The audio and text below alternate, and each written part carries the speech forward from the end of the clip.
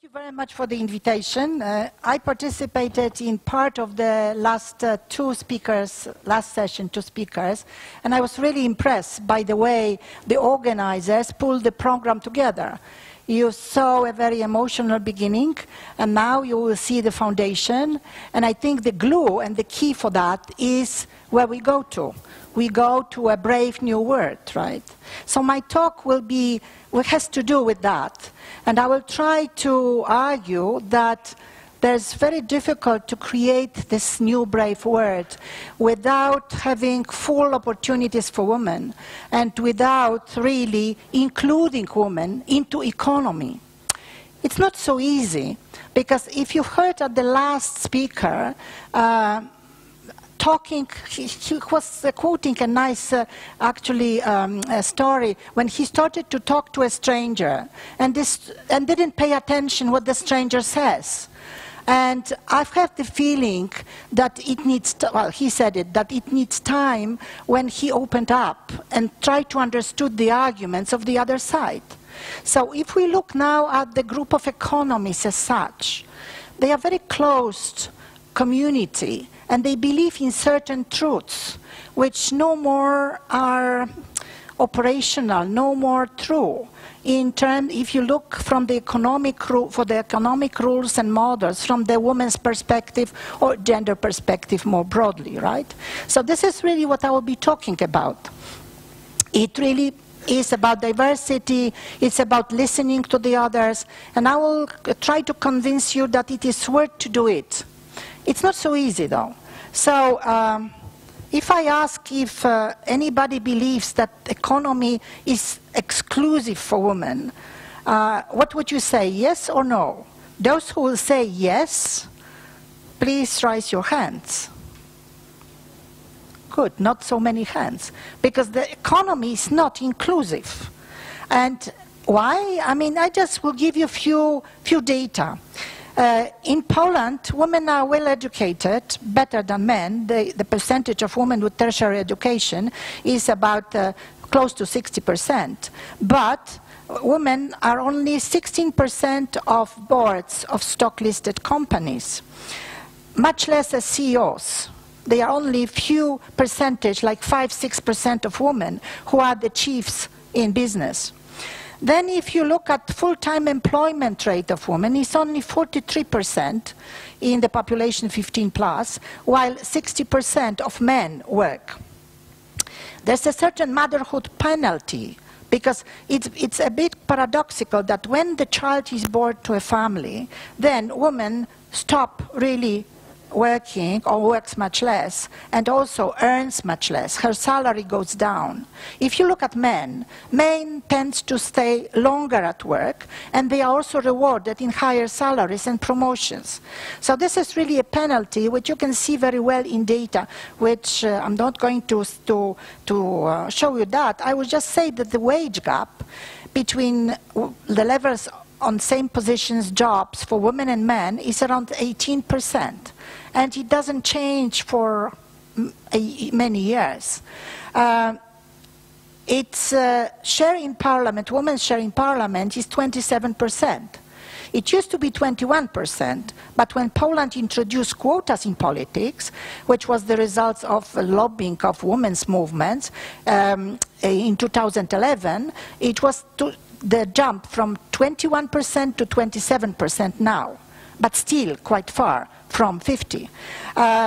If you look at the Gender Equality Index of the European Union Institute for Gender Equality, where 100 is the maximum points, and different areas of inequalities are covered, which means power, which is politics, knowledge, education, money, earnings, work, participation rates, health, and time. How much time women and men have for example, caring functions and their own possibilities to develop themselves. The EU average is 66 points on 100. Poland has 57%. And then Sweden, the top leader, is 82 percentage points. As you see the distance, even if there's a diversity among countries, Poland and Sweden say, there's still a big difference to be covered. And we can ask a question, is the problem with women or with economics? And I tried to investigate this issue because it seemed to me very interesting. You know, economists claim that economy is gender neutral. It does not really distinguish between women and men, and its rules and mechanisms are equally valid for everyone.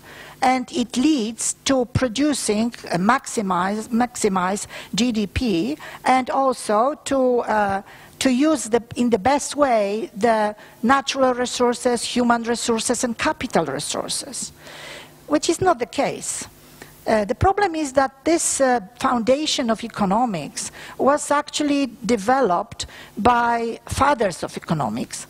By coincidence, there were no mothers of economics. You know, the most well-known economists, you will see the quote at the end of my speech, but the first woman who got the Nobel Prize in economics got it only 2009, Elinor Ostrom. So maybe that, but throughout all these centuries, because Adam Smith wrote The Wealth of Nations in 1776. It's the end of 18th century. And until now, all these bases remain the same. The key parts of this reasoning was the so-called economic man, Homo economicus, who was supposed to represent everyone in a society. And his behavior were really at the main element of all the developed further theories about economy, about how the economy functions and how the resources should be divided. And the second, probably you know it, notion was the invisible hand of the market, which was driven by profits, right? So you had these two elements which remained with us until today, and the students of economics are being taught how the economics function, what are the foundations. When you look closer at this economic man, it looks more like a really male person, because he's very self-sufficient. He has no responsibility to others. He doesn't have any caring function, and surprisingly depends on someone else who does a lot of unpaid, caring and loving work. And apparently we think now that Adam Smith probably was influenced by the hero called Robinson Crusoe, Daniel Defoe's bestseller of the times at the beginning of 18th century, when he put it as a model of development in rich words of the North, sort of a recipe for success.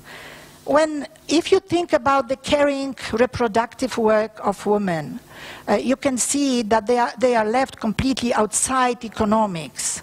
And this is what was on purpose. Adam Smith didn't see women working on the labor market. He saw women staying at home and taking care of the others, like his mother, who was serving him dinners and was taking care of his household.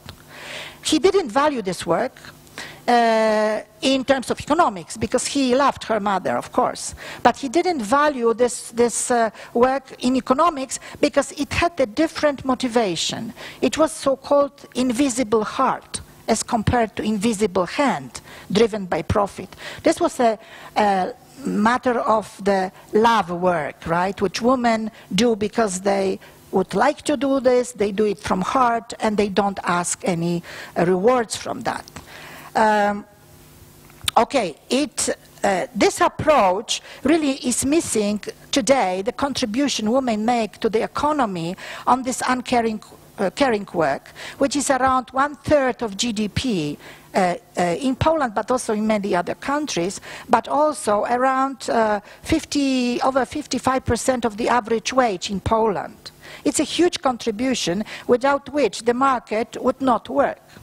So it's on one side the problem not seeing the contribution of women's unpaid work, but at the same time not seeing their needs in terms of how the income is distributed, if there's a decision to build infrastructure like the football stadiums today, for example, very actual with the competitions in Russia, or to build kindergartens, it's quite clear that the option will be more stadiums, because women's voice is not heard at decision-making levels, and economies do not see it as a certain contribution on women's side. Of course, women went a long way from, as I remember, it was called in the 80s even, as a disadvantaged group, together with ethnic minorities and together with people with disabilities. Usually there were different groups of different types of people, right? UN documents refer to that. There are a number of them. They entered the labor market first as secretaries, assistants to bosses in the 60s, 70s, but they are now CEOs, not too many, but still they are there, or women entrepreneurs who are very successful. And we can say, of course, it's a potential, it's a big potential, but in order to be used, we need to level the playing ground. It means the rules and the principles and mechanisms of economics. Otherwise, women will all enter the labor market with a double burden of unpaid work, which they need to carry on while trying to make a career in business or in different institutions. So we have to change the economic thinking and models. And if we can maybe look what we can do and what could be done in general, what kind of solutions could be to include women into economy in full terms. You've heard most likely about quotas, right, in business, quotas on corporate boards. And I can tell you that yesterday Switzerland just joined that, signing and voting in the parliament 95 to 94, by one voice only, the law about 35% quota, as I remember. But there are solutions for quota on boards, on private sector companies and public. In many countries, Switzerland joined Norway, France, Germany, Spain, and many other countries. In Poland, this discussion is still a non-starter, and most business are not for quotas, but what is interesting, they are much more open than they used to be, maybe 3-4 years ago, when this discussion about quotas started, to accept that diversity argument should bring women, more women, at senior positions, corporate boards in business. But no quotas, and the results at the moment, when you compare countries which have quotas and no quotas, it's a big difference between Norway, which reaches almost 40% of women on at boards, and France. We need, of course, different arrangements for work-life balance. And there are many of them, you probably can name them, like flexi-time, parental leaves, also human resource policies in recruitment, promotion, and career tracks of women. Many companies already apply. But the problem is that, in fact, the solution is here that women should do more professional work and men should really do more caring work. And this balance should be a little bit more balanced. At the moment, it is not. So all these flexi times will not diminish the work women have to do if they don't have a partner who actually shares this work. Then gender budgeting, which is really having a woman's voice on what to spend money.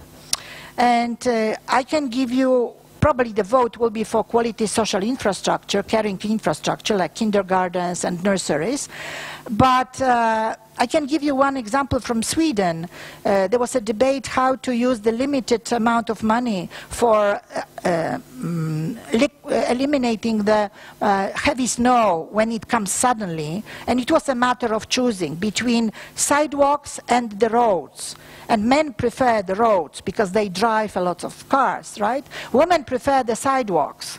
And in fact, they decided to go for sidewalks. It was a decision of the Swedish government that in emergency cases, they go rather for sidewalks. And I was the victim of that regulation, in fact, because in Stockholm 2 years ago, I was at the conference. It was an unprecedented snowing in November, and you couldn't really take any cars or any taxi or any buses. Everything was fully covered by snow, but the sidewalks were in a better condition.